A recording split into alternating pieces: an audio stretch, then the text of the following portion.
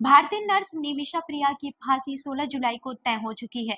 वहीं केंद्र सरकार ने कहा है कि अब कोई विकल्प नहीं बचा है, लेकिन ग्रांड मुफ्ती की पहल से एक आखिरी उम्मीद जगी है। तो चलिए जानते हैं कि ये आखिरी उम्मीद क्या है। नमस्कार, मैं हूं रूबी सिंह और आप देख रहे हैं लखनऊ सुपरफास्ट न्यूज। भारतीय नर्स निमिषा प्रिया की जिंदगी अब कुछ ही घंटों की मेहमान है। 16 जुलाई को यमन में उनकी फांसी की तारीख तय हो चुकी है।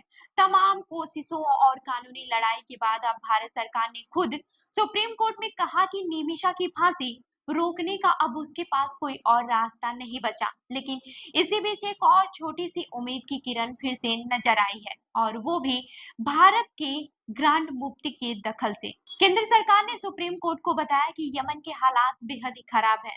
भारत की वहां कोई असेंबली भी नहीं है, जिससे कि बातचीत या फिर हस्तक्षेप कर पाना काफी मुश्किल हो रहा है।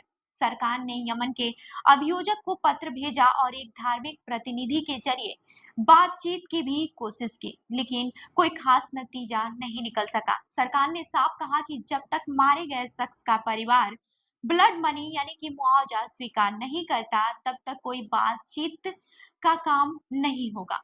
अब उम्मीद का एकमात्र रास्ता धार्मिक और सामाजिक स्तर पर कोशिशों से खुलता दिख रहा है। भारत के ग्रांड मुफ्ती कंठपुरम एपी अबूबकर मुस्लियार के अनुरोध पर यमन में एक विचार विमर्श शुरू हुआ है।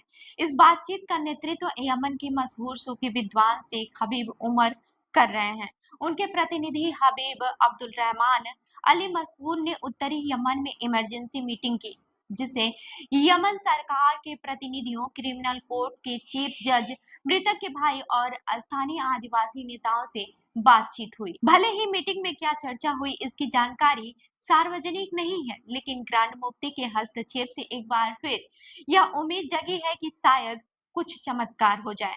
अब सवाल यह उठता है कि आखिर निमिषा को फांसी क्यों दी जा रही है। दरअसल केरल के पक्कड़ जिले की रहने वाली निमिषा 2008 में काम करने के लिए यमन गई थी। वहीं 2017 में उनका झगड़ा वहां के यमनी बिजनेस पार्टनर से हुआ, जिसकी बाद में हत्या हो गई। उसी केस में 2020 में उसे दोषी ठहराया गया और अब तमाम अपीलें खारिज होने के बाद यमन के सरकारी अभियोजक ने फांसी की तारीख 16 जुलाई तय कर दी है। वहीं सुप्रीम कोर्ट ने केंद्र सरकार से इस पूरे मामले पर विस्तृत रिपोर्ट मांगी है। अब देखना यह है कि आखिर वक्त पर कोई चमत्कार होता है या भारत एक और नागरिक को विदेशी जमीन पर खो देता है।